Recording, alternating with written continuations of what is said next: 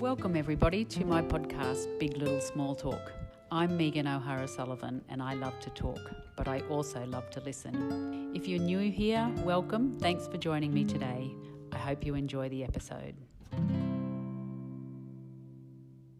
Hello listeners, you're with me, Megan O'Hara Sullivan. You're on Big Little Small Talk. Today I'm with a local identity who I've been chasing for a little while because when I first met him I found his work fascinating, and we're at his workplace and it's still a very busy workplace at 5:15 on a Wednesday afternoon, so if you hear a little background noise you'll just have to excuse that. So welcome along to Big Little Small Talk, Adair Donaldson. Thank you, Megan. That was a lovely introduction. Adair, I first met you when you came to our work and you talked about a program that you do called Respect at Work, and that is amongst lots and lots of other really interesting things you do. But I want to talk to you about sort of growing up in Oakey. So you were born and raised in Oakey? Oh, I wasn't. I was born in Brisbane. Mum and Dad lived up at Tamborine Mountain at that stage, and then in 1972, Dad was the medico at the base there, and we relocated, and that's where we've been ever since.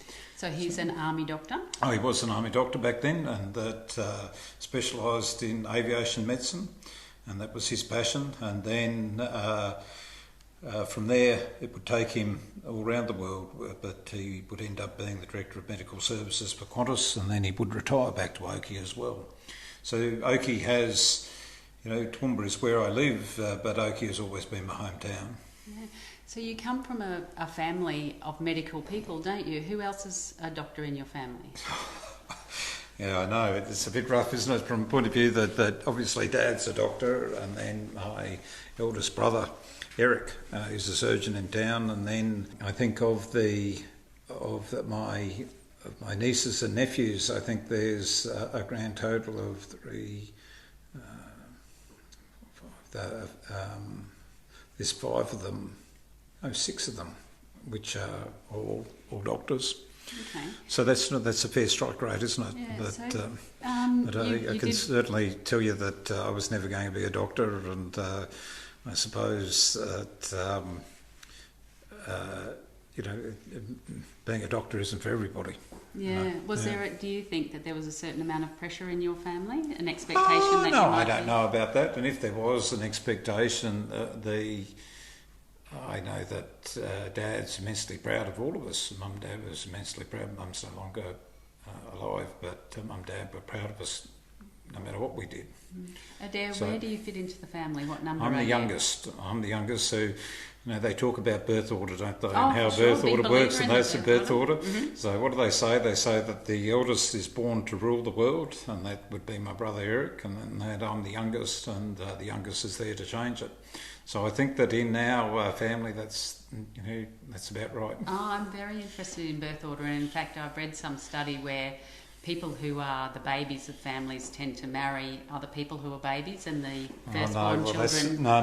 I would have thought that a baby was always going to marry the eldest in the family, certainly the way that's worked, and thank goodness that did work out that way, because Sam, the two of us complement each other. Right. And tell me about growing up in Oakey. Did you go to the local state school, the convent? Did all your primary schooling in Oakey? I did. We all did our primary school, and then until grade 10 or grade 11, where we all went to boarding school then.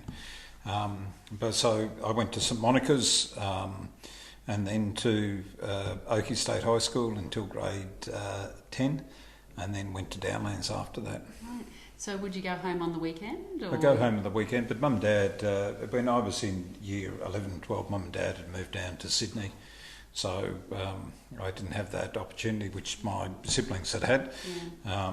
But it was, again, it was going home. We spent all our holidays at home, and it was a great place to grow up. Another thing that really interests me is kids who've straddled the state school, private school system, and how you think that that's shaped your life, if at all. I don't know if it's shaped my life. I didn't enjoy school. I wasn't a great scholar by any means. And if you have a look at my family, I had. If we go back and have a look at the marks back then, if we talk about an ATAR now, we talk about the top ATAR, I think it's 99, I forget what it was. I don't even understand the ATAR but system. It used to be, there used to be an OP of 1, and then before that it was a 990, a TE score. All right. So if you have a look at my family, Eric comes along and gets 990. Cameron comes along, who's lives in town as well. Eric does medicine. Cameron does, I guess, 985, the equivalent of 985, and does university and surveying and then property. And then my sister comes along and gets 990 and does commerce law. And then I came along and got the equivalent of, it was 810, which basically didn't get me, got me into what I wanted to do, and ended up, but I wasn't a great scholar at all. And I think didn't, just to give people context of the scoring system, I think the lowest back then was 600, wasn't it? So yeah, 810, I think it was 810. It's probably, well, it was average, etc. Got me into, I went to Ag College down at Gatton, and which would then become University of Queensland. So I got a degree from University of Queensland down at Gatton, and that. I studied valuation when I was down there, and then worked in the property sphere for a couple of years. But then I'd always wanted to do law, and I suppose I'd had my good times when I was down at Gatton, and I'd enjoyed it. And then I took a loan out and put myself through law, and the rest was history there in my legal career. Now, don't tell me you wanted to do law for some lame reason, like you read To Kill a Mockingbird and Atticus Finch is your real hero or something like that. I tell you, I loved Atticus Finch. I'm only taking the mickey out. No, I loved Atticus Finch, but I had to make a confession to my brother recently, because Cameron asked me what's my favourite book, and he thought that I was going to say To Kill a Mockingbird. I remember the story, I remember the film. With Frederick Beck there, and it was a lovely character, etc. But there was certain, it was always a honourable and a noble profession, I suppose, and it was something that, that I was drawn to, and being able to assist people, really appealed to me. And why did you go to Melbourne to study? Oh no, I didn't go to Melbourne. That was. What happened, I ended up, at that point in time, I was working full-time. So at Bond University, I took a loan out and put myself through Bond, and I got through there pretty quickly. It was, I think I got through law in around about 2 years or 2 and a bit years. And then there was a job in the paper, an advertisement to do articles, and articles are effectively, you do 2 years. Back then you used to do 2 years apprenticeship with a lawyer, and it was for a fellow that would become my greatest mentor and one of my dearest friends in Peter Shannon. And Peter had a practice out at Dalby. I was fortunate to be selected to be article to him or do my apprenticeship for him. So I went out there, and I got admitted as a solicitor, and how I ended up doing my Masters in Law or Masters in Military Law through the University of Melbourne. Now you're going to ask, where's the military side of it come in? Apart from your father being but Dad, you see, that's exactly right. So what Dad said to us all, that if Mum and Dad were going to pay for us to go through university, we could all join the reserve. So all of us joined the reserve, including my sister. We all got our commissions, and then I served a short period of time in the Infantry Corps here at 2549, and then I transferred across to the Legal Corps, where I used to look after the Oakey Army Aviation Base in a reserve capacity. Oakey Army Aviation Base, 7 Sig Regiment, 2549, and the Joint Training School here on the Downs.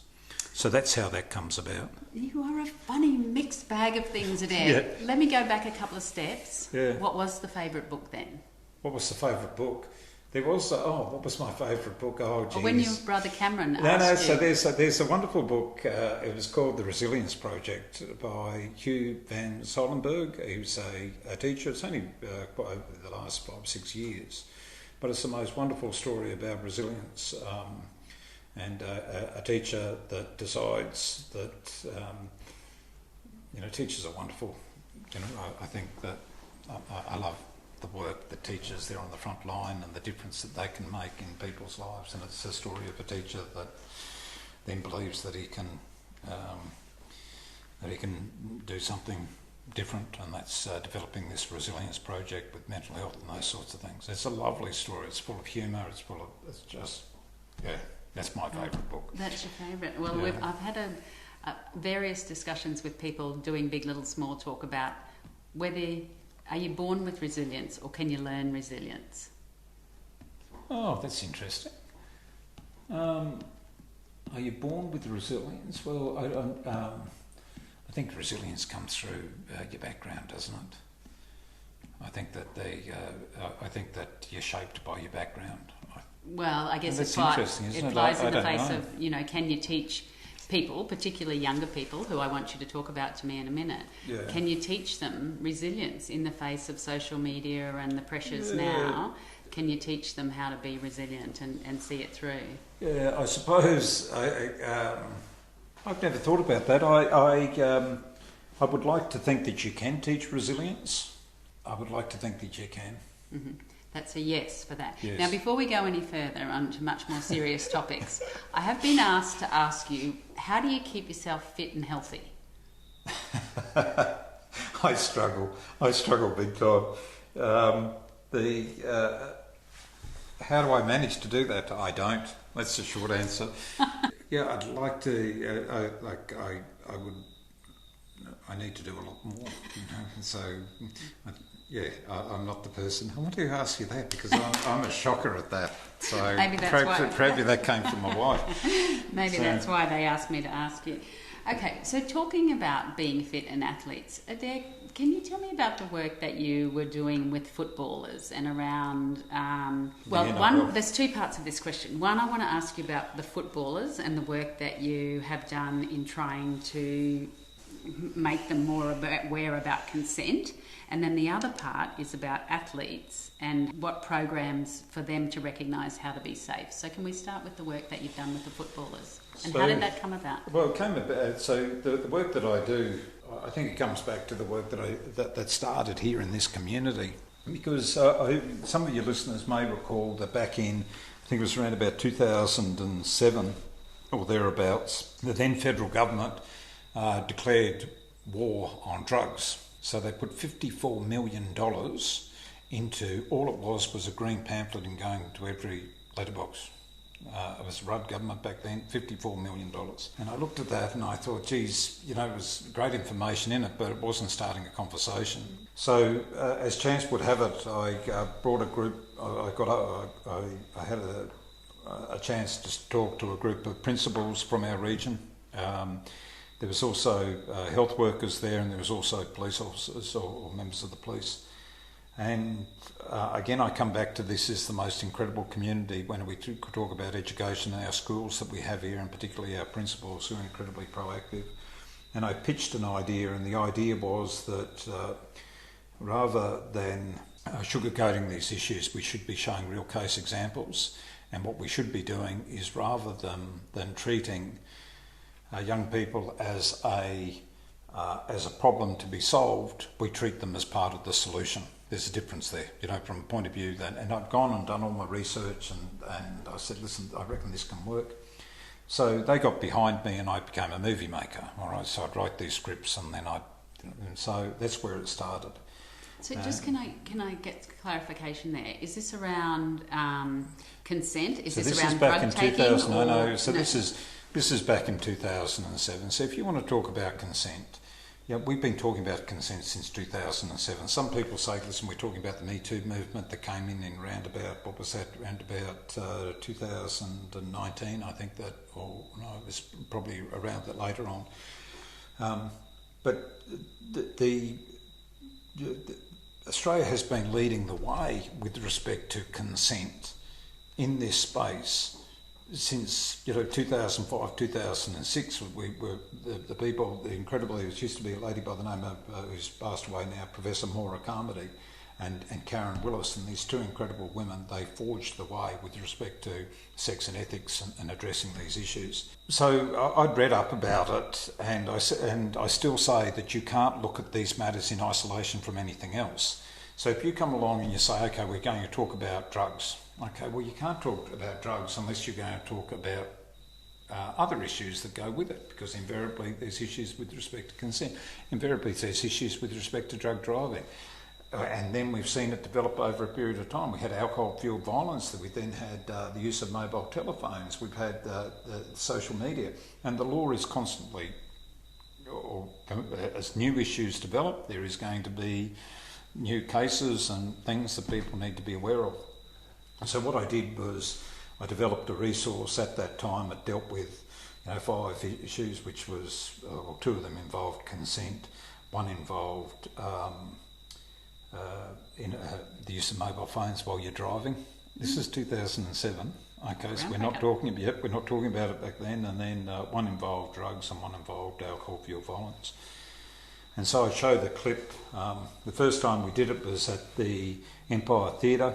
There was 1,500 school leavers. And what I did was I showed the scenario up on screen, and then I had a panel of experts. So I had a judge, I had a coroner, I had a clean-skinned prisoner, someone that had never been in trouble before and then ends up in jail. That an emergency worker. And I showed the clip, and then I used to think I was Jeffrey Robinson, the whole hypotheticals, you know where I'm going? All right, so I'm sitting there. And then at the end of it, we got the feedback. I thought I'd done okay. I was terribly nervous. And then I got the feedback from the teachers, and they said that was wonderful. So I'm feeling good about myself. And then we got the feedback from the young people, and their feedback was, love the movies, but too many old people talking. So just to clarify... I'm 37. Okay, I'm 37. Okay, and they're saying that. I'm thinking, you buggers. So the scenario was like some young people at a party or something? Different scenarios. Different scenarios. Complete different scenarios. We did one of the ones was, for instance, can be quite confronting, but a young woman going home with 2 men, she has consensual sex with the first one, but then he comes out and he beckons his mate to go in there. It doesn't get consent. She comes out, says, so-and-so, etc. And then, and then we break that down. We have that conversation. Rape, isn't it? Yes. It is rape, actually. Yeah, it is. It is. No, but there's 2 rapists there. It's the person that's actually facilitated the rape, which is rape by trickery, and the person that goes in there that doesn't have the consent. All right. So he facilitated the rape. But here was the challenge, I suppose, was how are we going to get men to start empathising with a person that has gone through a sexual assault. So the way I did it, remember this is 2007, so I flipped it. Okay, so I had a same-sex, a male being waking up the next morning and having survived a sexual assault. Now I can tell you, if we wanted to get men to start empathising with people that have survived, all of a sudden when there's a male there, they're getting it. And all of a sudden they can start talking to you about what they're going through and those sorts of things. So that's the sort of thing we did. However, what happened as a result of that was one of the more challenging schools from our region had stuffed up the dates. So I get a call from a principal the next morning saying, Adair, are you able to come and deliver it? I've got 250 school students here. Can you come and, the seniors or the school leavers? So I arrived there and it was like something out of Thank God You're Here, that television show. We've got 250 school leavers there. We've given you 40 minutes. We doubt whether you last 20 and you go. And an hour and 20 minutes later, we had to pull up stump. Now, as a result of that, this is a long way of then saying that then the NRL came knocking. And so they heard about the work that we'd done, and there was a fellow by the name of the head of welfare and education, the NRL at the time was a fellow by the name of Matty Francis, and I got a call from Matty and then met with him, and the first thing they said is that if you're going to be working with our players, what we want you to do is we want you to go and meet with the Rape and Domestic Violence Services of Australia. The CEO there still the leading authority, a lady by the name of Karen Willis. And so I went and met with Karen and I talked her through, and then Karen gave us the seal of approval that we weren't going to do any further we wanted to make sure that we're going to improve things rather than do any harm. And then it took off from there. So, Adair, you're talking about working with the footballers and informing them or trying to see things from a different perspective about consent and... Yeah. So one thing that people, because when you say that, oh, geez, you're working with that, and I've been working with the NRL since 2007, and invariably what happens when you say that you're working with the NRL, people roll their eyes and say, well, you mustn't be doing such a good job then, from a point of view. But the one thing that I come back with the NRL, and I'm so proud to be working with them, because if I look at the NRL as an employer, I believe they're second to none. So just to put this into perspective, the NRL employs around about 1,800 young men in the at-risk category. So you know that no matter how much training you do, that there is still going to be a number of individuals that will make poor decisions. But the one thing that I know is that those players can never say that they're ignorant, they didn't know what the impact was going to be. So we're still always going to have issues that are going to occur. We're never going to stamp it out. We're never, as much as all that we'd love to think that we're in a world that we're going to be able to stamp out sexual assaults or we're going to be able to stamp out domestic violence, it's always going to exist. But what we want to make sure that we do is we put enough steps in place that people know what it is, that there's steps in place that they know where they can go, that they can seek help, etc., if they think that they're at risk, or alternatively, they identify that others are at risk. Now, again, what we want to do is that from a point of view, and again, I believe that some of the clubs do it far better than others, but they use their influence then to be, changing attitudes with respect to the young players coming through. And that's incredible. So, Adair, talk to me about coercive control. I think this is something that even girlfriends my age, they're getting, text after text from their partner, where are you, what are you doing? And they're middle-aged married women and they wouldn't think that that's a problem or that's a slightly at-risk relationship. Explain to the listeners about coercive control and the new laws that have come in surrounding coercive control. I can't, off the top of my head, I can't give you the textbook explanation, but effectively what coercive control is that power and influence that someone uses to take away I suppose, for lack of a better word, the agency of a person. So what we're talking about is that, and there's been some incredible work that's being done by the likes of the Lady Musgrave Trust, or alternatively the Hannah Clark Small Steps for Hannah. Now, the types of behaviour that we're looking at here is where someone is is being controlled to such an extent that they're being removed from social context, so that they're no longer they're being separated from the family, for instance, separated from friends, that there's controlling the finances, so the person's got no agency with respect to their own finances. They're being controlled as to where and when they can work, what they can and cannot wear. And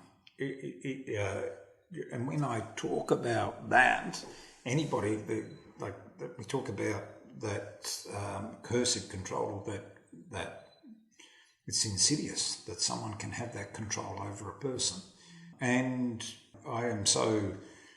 the reason why these laws were brought in was this group of incredible individuals then campaigned for there to be a change in the law, because that coercive control then ultimately crosses the next line, and the next line is when we're talking about, that can turn into the most extreme form of violence.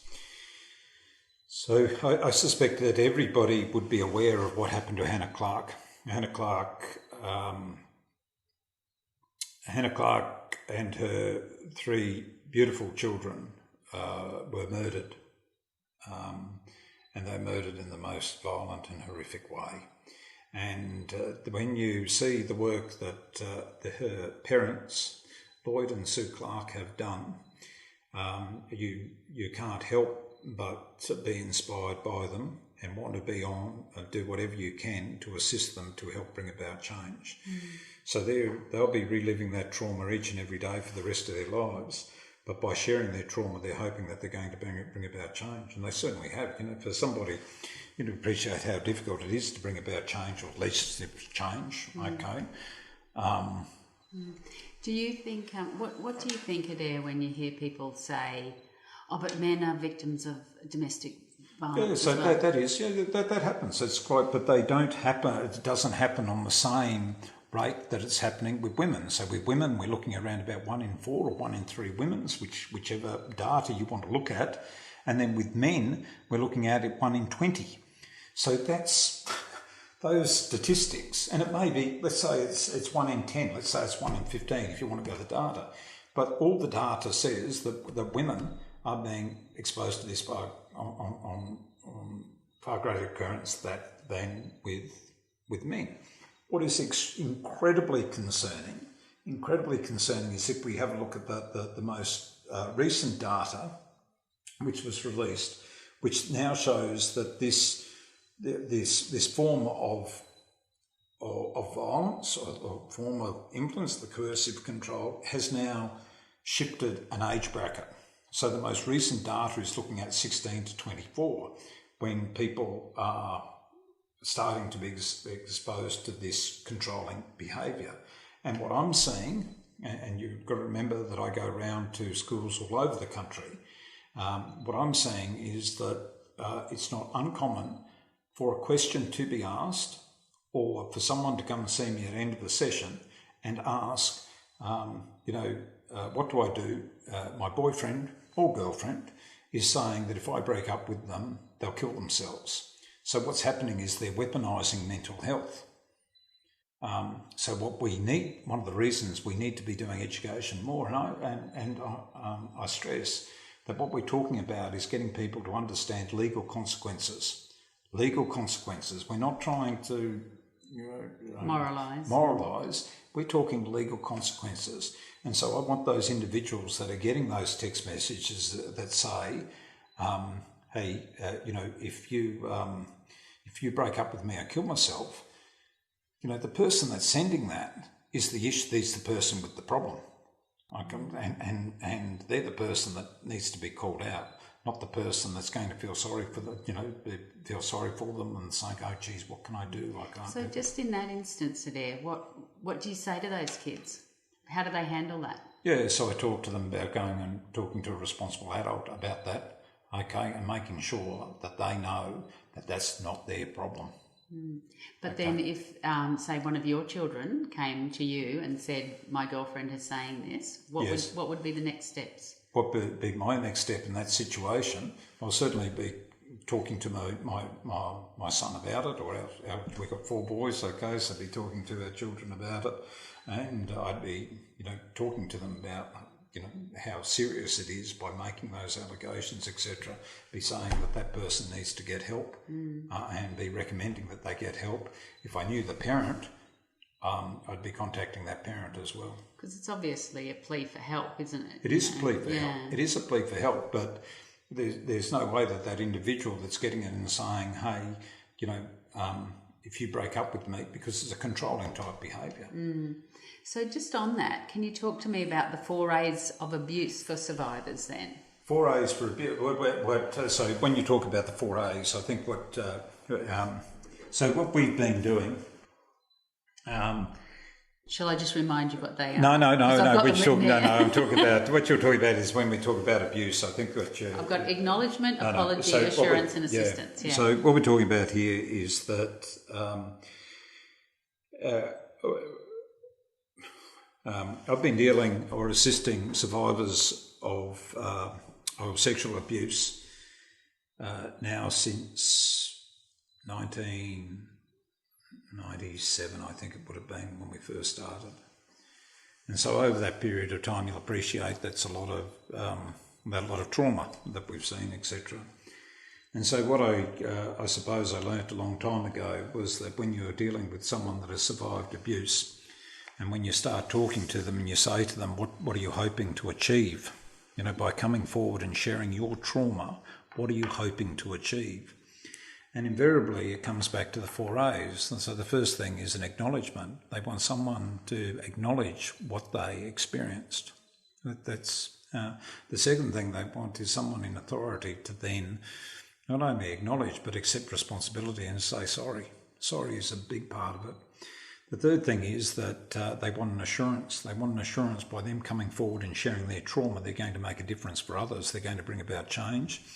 And then finally, they're after assistance, financial assistance, counselling, those sorts of things. So there's this common misconception that when someone comes forward and makes a complaint about sexual abuse that they survived when they were a child in the care of an institution, that people think, hey, it's all about money. Money is, in my experience, we should be looking at that holistically. And if the Royal Commission in relation to institutional child abuse taught us anything, is that we need to be looking at that holistically, and we need to be addressing the 4As. So the 4As are something that I put together, but I know that it works. When I say it works, it's something that I know, and I'm talking about a generalisation there, but they're the common outcomes that people are looking forward for in coming forward. Adair, what are your thoughts on it's very hard for women who have been sexually assaulted to do anything about it because that trauma of being asked that story and trawled over and made out to be a liar, and what you were doing and why were you wearing that and why were you out being drunk, and where are we going to go to? How are we going to do it better? So then, no way is going to be perfect. No way. So obviously in Australia we have in relation to any criminal liability, it is beyond a reasonable doubt. Okay, beyond a reasonable doubt, which means that I suppose if we're looking in percentage terms, it's 98 to 99% that it happened. Okay, and people have to be, the whole adage that you would far prefer that 10 guilty people go free rather than one innocent person be convicted.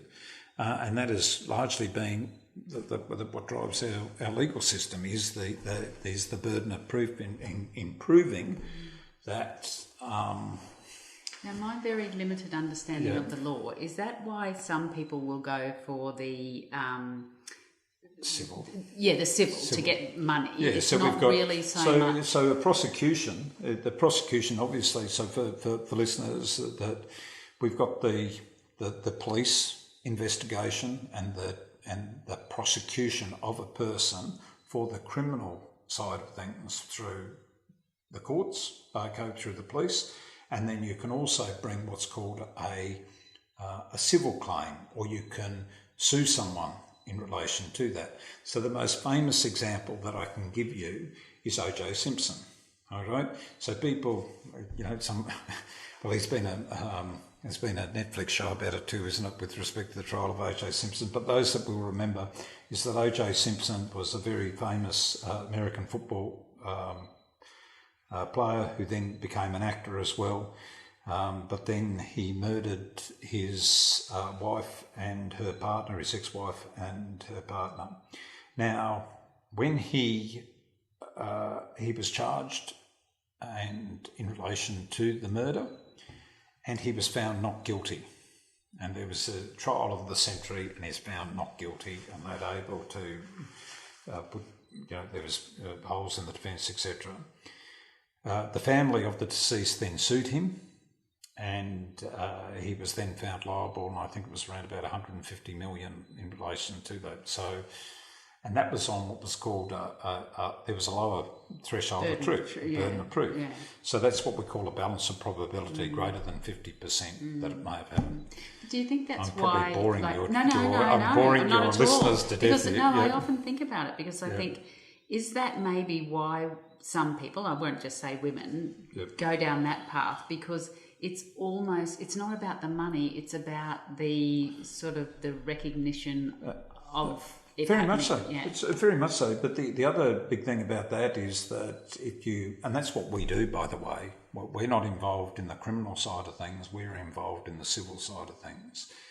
But one of the other great benefits going down that path is that if you're going through a criminal process, the person, the accused, has the right of silence. They do not have to give evidence, and nothing can be inferred. There can not be any adverse inference drawn as a result of a person not giving evidence. Whereas if you take a matter through the civil proceedings, then they are required to plead, and they are then required to give evidence as well. So there's no hiding behind a veil of staying silent. I mean, just the trauma of it. Now, in the time that I've got left, Adair, I want to talk to you because it's particularly prevalent here in Toowoomba about youth crime. Like Yes, it's kind of this thing that has been whipped into, rightly or wrongly. And I want you to sort of add not some context, but some real life kind of sensibility to it. And is it an epidemic? Is it? No. So let's. Yeah. So I've, like everybody, have watched as our local newspaper here, and over a period of time, then our local politicians at all levels, have then whipped up this, youth crime epidemic, and there's certainly. Some of the images are incredibly confronting and horrific, and certainly if someone is using, machetes or those sorts of things, my goodness, that's there should be, the law should be dealing with those individuals. But the whole way that we approached it here was almost like a lynching mob. Where lock them up. We need tougher laws. We need to be tougher on crime, etc., etc. But I didn't hear anything from anybody about, well, is there other ways that we can be doing it to prevent the next wave from coming through, or to prevent them from, after they've been through the system, then coming back as career criminals? There was no conversation about that. And the other thing that I suppose that really got me, they speak about epidemics, but if we wouldn't talk about epidemics, we can talk about domestic violence. We can talk about that there are people that refuse to come out of their home, that are changing locks, that have to move towns, all those sorts of things. And the reason why they're doing that is because domestic violence. So that's happening in all walks of life, and it isn't a certain part of the community that's doing that, spread over all the community. So if we want to put it in perspective, well, we can compare it to the epidemic of domestic violence that exists within all of our community. But there is better ways. I think there's a more proactive way of looking at this, and I know that there's a large number of people that share my view within the business community as well. Give me your thoughts on it there. Like everything that I've heard, and we talk about the different sides of politics. To be fair, I think both sides of politics have said it involves early intervention, because once they're in the criminal justice system, it's very hard to sort of go backwards from there. So we're dealing with sometimes quite dysfunctional families. No? No, I agree with you, but you're saying on both sides of politics. I certainly didn't hear that in the most recent media that was out there. Certainly what I was hearing from our politicians was that we need to lock them up. There needs to be tougher laws on crime. We need youth crime. I wasn't hearing anything about early intervention. What I was hearing was that we need more police officers and blaming it on the police for not doing their job. I heard that we're now going to blame it, and I heard that, all right, rightly or wrongly, I then hear that the fact that why aren't these kids in schools, and we need our teachers to be doing more to keep them into schools. Well, there's that, but there's also, I hear, the police are only doing what they can. It's the judiciary. They're only giving them a slap over the wrist. They let them out. Talk to me about breach of bail. Yeah, because that's something that most listeners certainly. So I'm not in the criminal space. I'm in a different area of law, and there's far better qualified people within our community that can talk about breach of bail, etc. But what I can talk to you about is where there have been positive steps made in a community that is then showing 22 or 23 years later the proactive steps which are taken in the past, which are now and have been having a wonderful contribution to the community. And I'll give you an example. So I remember back here, some of you listeners will again recall that prior to the Olympics, I think it was in Sydney, I think it was around about 1998, there were riots that occurred down in Redfern. And one of the elders there, when I talk about elders, I reckon Shane Phillips. Shane wasn't elderly back then, or he wouldn't have been elderly back then, but he spoke to me about, at the time, that he said that what they did with respect to the riots is they went onto the streets and they effectively said, let it burn, you know. But he said, we then woke up the next morning and realised we'd burnt our own community. So what they did was the community went along to the police and said, let's work together on this. And what they did was they created an organisation down there called Tribal Warriors. And what they would do is they identified the youth and the leaders within, when I say youth, the young people, they identified the young people that were, and the leaders, which could go either way. And they also involved the courts, because if the young people came before the courts, rather than being sentenced, they had an option to go through Tribal Warrior, and they do their 6 months and then they come back to the courts. Now, what it really consisted of is 3 mornings a week. I think at 5 o'clock in the morning they'd get there and they'd do boxing. But the boxing wasn't just singling out these men. It meant that the business community was coming along and they were all part of it. So they weren't feeling ostracised, they were feeling included. And then after that, an hour and a half of doing that, where I'm telling you, I was exhausted by the end of it, you then have breakfast all together, and then they'd do some training. And then after that, they had 3 options: school, a job, or alternatively TAFE.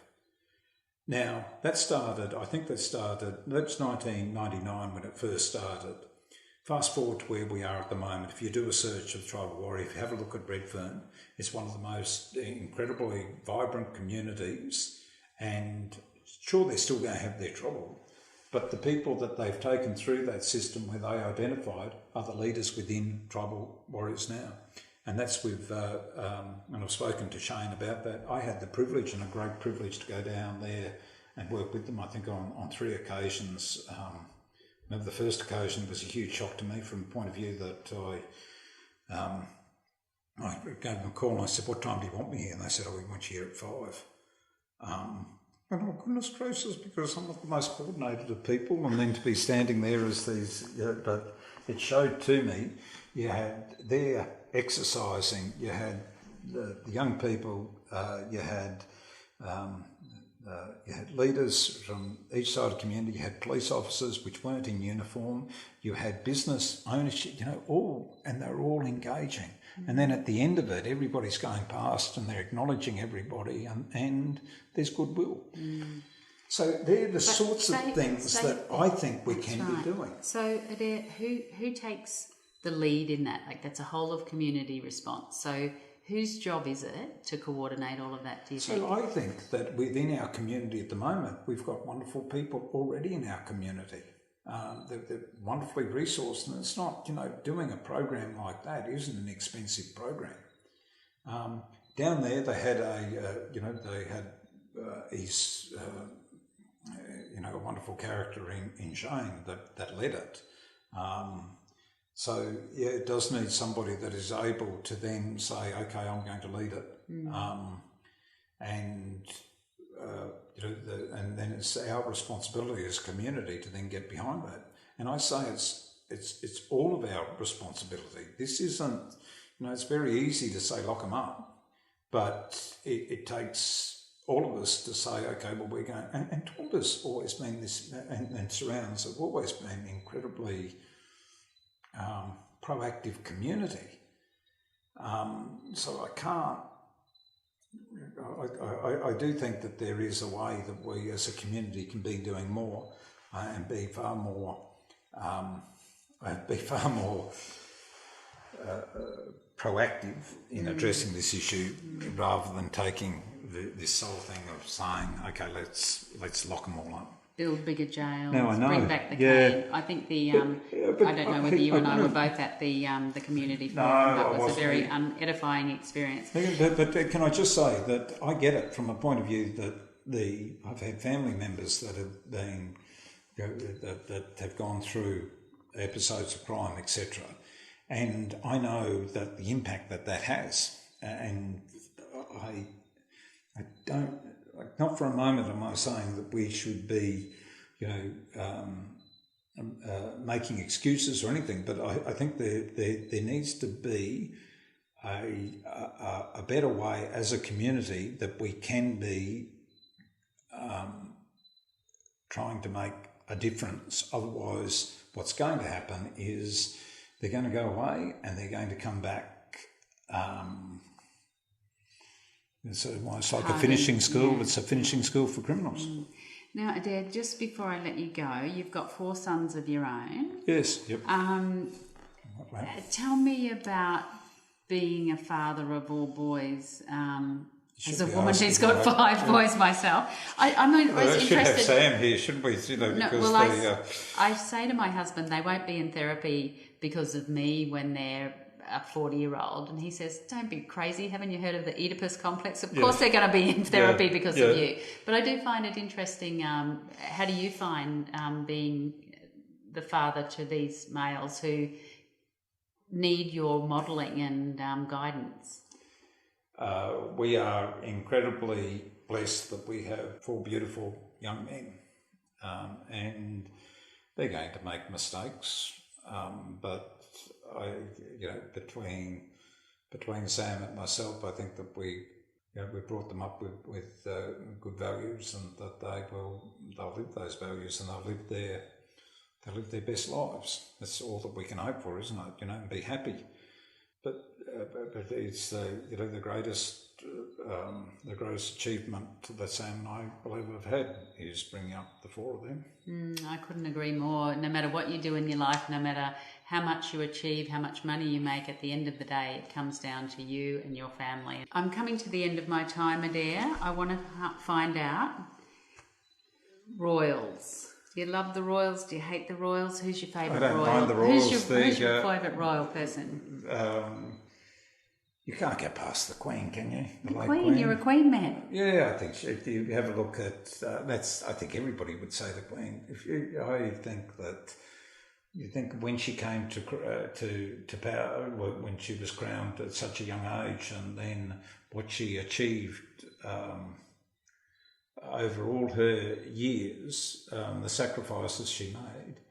I think I watched The Crown, so maybe I'm influenced by that, but I think she was incredible. Yep.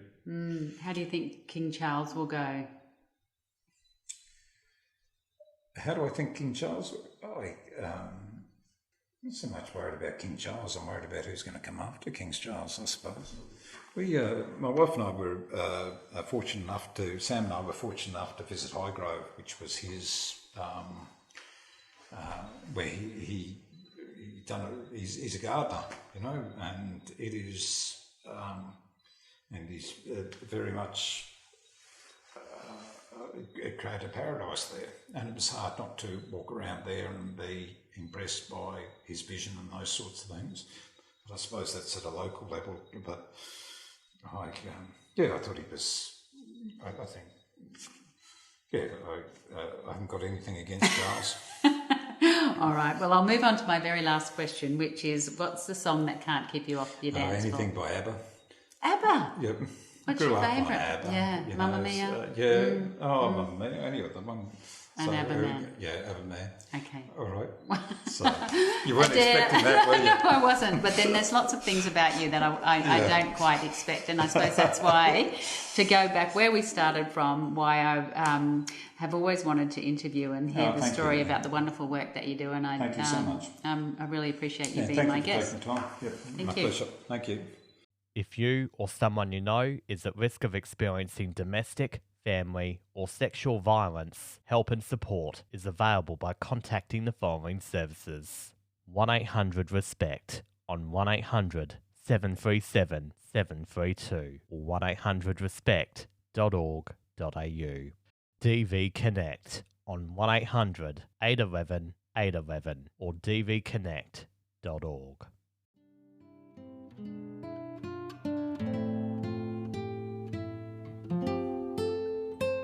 That's it for this week. Thanks for joining me on Big Little Small Talk. I hope you can make the time to join me next week. If you've enjoyed this episode, please subscribe on your favourite podcast app.